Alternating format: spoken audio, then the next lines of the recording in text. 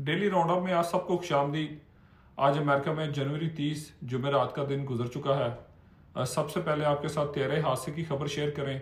American airline का त्यारा जो कि अमेरिका की रियासत कंसास से वाशिंगटन डीसी आ रहा था, ठीक कोई 30 सेकंड कबल लैंडिंग से कोई 30 सेकंड कबल वो अमेरिकन फौज के एक हेलीकॉप्टर ब्लैक हॉक हेलीकॉप्टर के साथ टकरा के तबाह हो गया।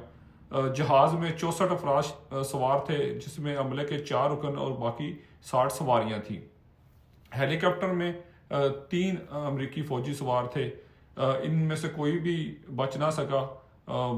ज़्यादातर लाशें दरिया से निकाल ली गई हैं, क्योंकि हादसा ठीक दरिया के ऊपर हुआ। जब जहाज और हेलीकॉप्टर टकराए उसके बाद वो दरिया में गिर गए। तो अभी तक तकरीबन 30 जो लाशें हैं वो उनको दरिया से निकाल लिया गया है, बाकी की तलाश जारी है। ये 9/11/2001 जो वाक़या हुआ सितंबर 11 का, उसके बाद अमेरिका में सबसे जो ज़्यादा जानलेवा हादसा, हवाई हादसा अब ये है तकरीबन 23 साल बाद। इससे पहले एक बफलो में एक हादसा पेश आया जिसमें तकरीबन 28 के करीब लोग जो है अपनी जान से हाथ धो बैठे। एयरपोर्ट का आपको बताता जाऊं, ये रोनाल्ड रेगन नेशनल एयरपोर्ट है। वाइट हाउस से तकरीबन 3 मील के फासले पे है, 5 किलोमीटर कह लें। ये एक इंतहाई जो हसास एरिया है। इसमें अमेरिका के हर एयरपोर्ट पे ही जो फ्लाइट को बड़े क्लोजली मॉनिटर किया जाता है, लेकिन ख़ास तौर पे इस एयरपोर्ट को, क्योंकि ये वाइट हाउस और कैपिटल हिल के बहुत पास है, इसको इसकी हर जो फ्लाइट है उसकी डायरेक्शन, उसके रूट को बहुत क्लोजली मॉनिटर किया जाता है। इसके अलावा यहाँ जो हेलीकॉप्टर का जो ट्रैफिक है, वो अमेरिका में सबसे ज़्यादा हेलीकॉप्टर ट्रैफिक जो है वो वाशिंगटन डीसी में है, क्योंकि बहुत ज़्यादा जो हाई प्रोफाइल अथॉरिटीज़ हैं, प्रेसिडेंट, वाइस प्रेसिडेंट, सेनेटर, ये इन सब को वाशिंगटन डीसी के अंदर ही ज़्यादातर मीटिंग्स होती हैं, क्योंकि ज़्यादातर डिपार्टमेंट्स के जो ऑफिस हैं उधर ही हैं। तो वहाँ हेलीकॉप्टर ट्रैफिक भी बहुत ज़्यादा है। और इस एयरपोर्ट पे क्योंकि एक रनवे बहुत कम है, तो इसलिए ये एक बिजिएस्ट रनवे जो अमेरिका में कह लें कि उस एयरपोर्ट के बिजिएस्ट रनवे हैं। तो वजह जो प्लेन क्रैश की अभी तक जो सामने आई है वो यही है कि हेलीकॉप्टर जिसको 200 फीट के ऊपर प्रवास करनी चाहिए थी, वो 350 फुट की बुलंदी पे प्रवास कर रहा था। और जो इस मेन अभी तक जो इनिशियल इन्वेस्टिगेशन हुई है उसमें यही पता चला है। और मजीद और दूसरी वजह यह बताई जा रही है कि जो एटी से एयर ट्रैफिक कंट्रोल जो लोग वहाँ पे टावर के अंदर काम करते हैं, जिनकी जिम्मेदारी होती है कि जहाज़ों या हेलीकॉप्टर इनको गाइड करें, वो 2 की जगह एक शख्स काम कर रहा था। यूजुअली 2 होते हैं, एक हेलीकॉप्टर ट्रैफिक कंट्रोल करता है और एक जहाज़ों की जो, लेकिन उस वक्त एक ही था। खौफनाक हादसा हुआ कल रात 9 बजे हुआ तकरीबन, और रात सारी रेस्क्यू ऑपरेशन जारी रहा, लेकिन किसी को बचा ना सके। लेकिन अब अज्यूम किया जा रहा है कि सारे लोग मर चुके हैं। इसके अलावा जो दूसरी मेन खबर आपको बताऊं कि रॉबर्ट एफ कैनेडी जूनियर, उसको सेक्रेटरी ऑफ हेल्थ की अपॉइंट कर दिया गया है। Secretary of health and human services का ये अदारा अमेरिका में जो अद्वियात और खुराक और इस चीज़ को मॉनिटर करता है, उसका सेक्रेटरी लगा दिया गया है। रॉबर्ट एफ कैनेडी का बताता हूँ, ये जो सदर जॉन एफ कैनेडी थे, उनके भाई थे रॉबर्ट एफ कैनेडी, ये उनके बेटे रॉबर्ट एफ कैनेडी जूनियर है। इनका थोड़ा सा ये कि ये एंटी वैक्सीन चलते रहे हैं। इनके बहुत ज़्यादा बयानात हैं कि ये वैक्सीन के बहुत खिलाफ हैं, और यहाँ कॉन्स्पिरेसी थ्योरीज भी पाई जाती हैं अमेरिका में कि वैक्सीन की वजह से बच्चों में ऑटिज्म की जो बीमारी है वो बहुत ज़्यादा पाई जाती है, और उसकी वजह वैक्सीन है। आज इन अपॉइंटमेंट हुई, इनके बहुत सख्त सवाल इनसे पूछे गए, ख़ासतौर पर वैक्सीन के हवाले से, और इनके जो साबका बयानात थे उनके बारे में सेनेटर्स ने इनको काफ़ी सख्त सवाल पूछे। इसके अलावा दूसरी अपॉइंटमेंट जो काश पटेल की हुई एज ए FDA डायरेक्टर। काश पटेल इनका ख़ानदान, इनके खुद तो ये न्यूयॉर्क में पैदा हुए, लेकिन इनके जो पेरेंट्स हैं, माँ बाप हैं, वो इनका इंडिया गुजरात से तल्लुक़ है। ये पहले एक लॉयर के तौर पे काम करते रहे, फिर और भी गवर्नमेंट की कुछ पोस्टों पे इन्होंने काम किया, लेकिन अब एज ए FDA डायरेक्टर इनकी अपॉइंटमेंट हुई है। इनसे जो सबसे सख्त सवाल पूछे गए वो जनवरी 6 के हवाले से पूछे गए, क्योंकि ये जब डोनाल्ड ट्रंप ने इलेक्शन 2020 का हारा तो उसके बाद उस सपोर्टर्स ने जब हमला किया कैपिटल हिल पे, तो इन्होंने बहुत सख्त बयान दिए कि इन लोगों ने जानबूझ के इनको रोका नहीं, जो इंतज़ामिया है उसने रोका नहीं, उनको रोकना चाहिए था, उनको अच्छा इंतज़ाम करना चाहिए था। कमांड ऑफ चेन की जो फेलियर है उस पर उन्होंने बड़ी क्रिटिक की। और अब भी जब डोनाल्ड ट्रंप ने ये 1500 लोगों को जब सदारती माफ़ी का ऐलान किया तो इन्होंने उस पर भी क्रिटिसाइज किया कि उन लोगों को माफ़ी नहीं देनी चाहिए थी, ख़ास तौर पे जिन्होंने पुलिस वालों के खिलाफ तशद्दुद किया था।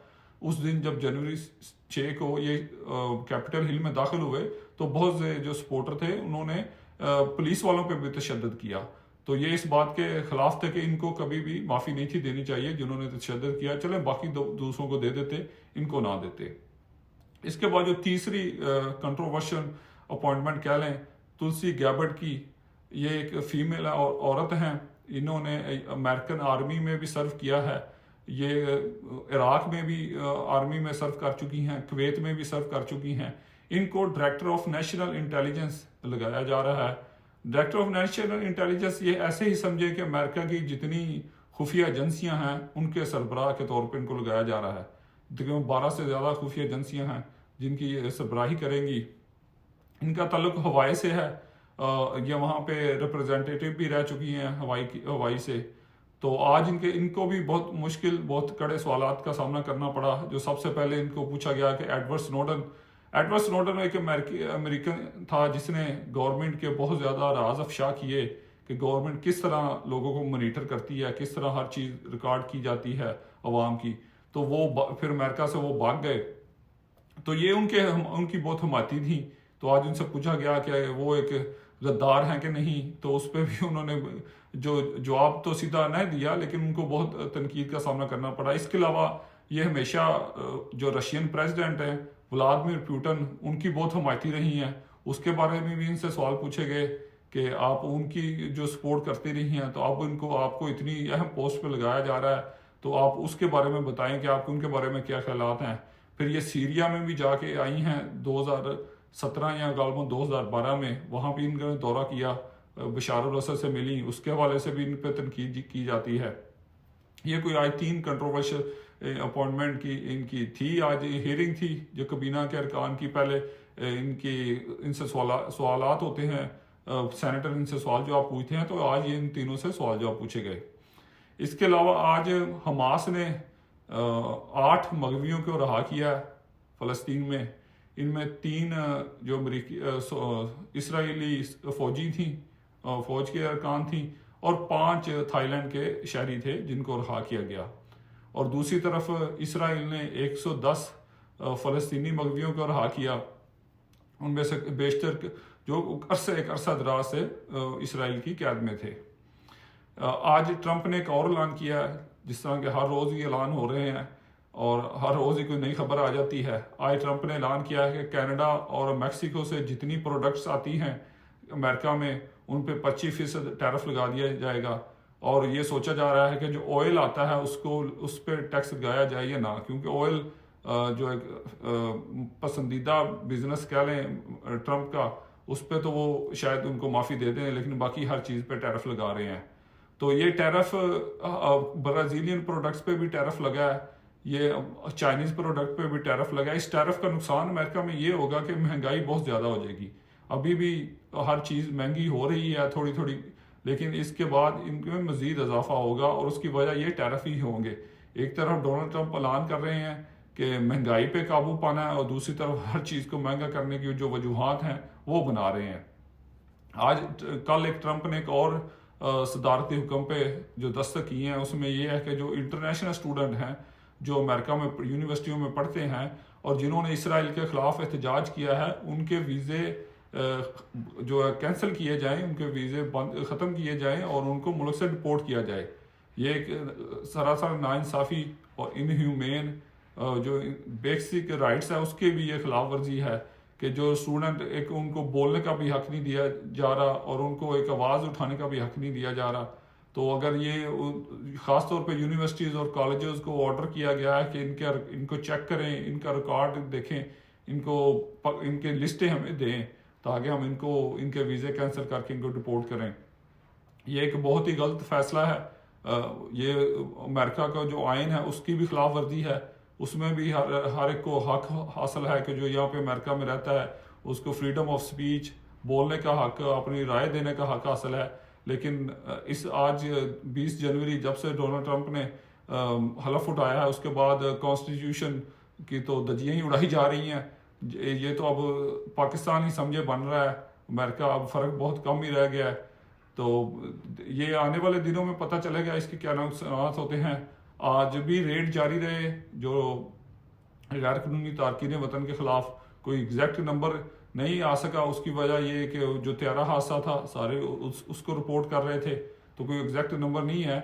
लेकिन आज भी रेड जारी रहे और एक्वाडोर, एक फ़्लाइट एक्वाडोर गई जो 80 गैर कानूनी तारकीन वतन को लेके एक्वाडोर, तो उसमें वैसे ही उनको हथकड़ियाँ और चेनें लगा के ले जाया गया।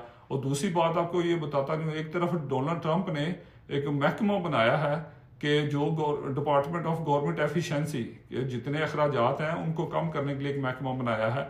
और दूसरी तरफ जो ये भेजे जा रहे हैं गैर कानूनी तारकीन वतन, इनकी जो फ्लाइट है उस पे अगर यही सवारियों के वाले जहाज में जाएं जैसे ये पहले जाते थे तो इन पे $1 लाख खर्च आता है। और अगर ये फौजी जहाज पे इनको भेजा जाए तो उसका खर्च $8 लाख है। तो ये $7 लाख जो ज़ाया हो रहा है हर फ्लाइट पे, एक्स्ट्रा लगाया जा रहा है, इसका कोई पूछने वाला नहीं। यहाँ कोई डिपार्टमेंट ऑफ गवर्नमेंट एफिशिएंसी को नजर नहीं आ रहा कि यहाँ पे भी पैसे बचाने हैं। लेकिन ये शो ऑफ है, ये दिखाने के लिए कि लोगों को डराने के लिए कि आपको इस तरह भेजा जाएगा, दुनिया को दिखाने के लिए कि हम जिसको जैसे मर्जी उनसे बिहेव करें, हमें कोई पूछने वाला नहीं। ये ऐसे ही है, ये शो ऑफ ही चल रहा है। जब से पकड़ दकड़ शुरू हुई है यही खबरें चल रही हैं। पकड़ दकड़ पहले भी होती थी, जो क्रिमिनल थे उनको पहले भी पकड़ के रिपोर्ट किया जाता था। लेकिन अब सिर्फ इसलिए कि इनको डराना, लोगों को इनमें खौफ पैदा करना, ये इसकी वजह है। और ये समझे कि ये गवर्नमेंट ऑफ पाकिस्तान ही बन गई है, जो अमेरिकन गवर्नमेंट है। यहाँ पे भी वैसे ही हो रहे हैं हालात को, ना कोई कानून की कोई इज्जत है, ना कोई आइन की इज्जत है। यहाँ बस जो आगे है वो यही अपना मर्जी से अपने इकदाम कर रहा है। आज के लिए इतना ही, बाकी कल फिर आपके साथ हाजिर होंगे। Thank you.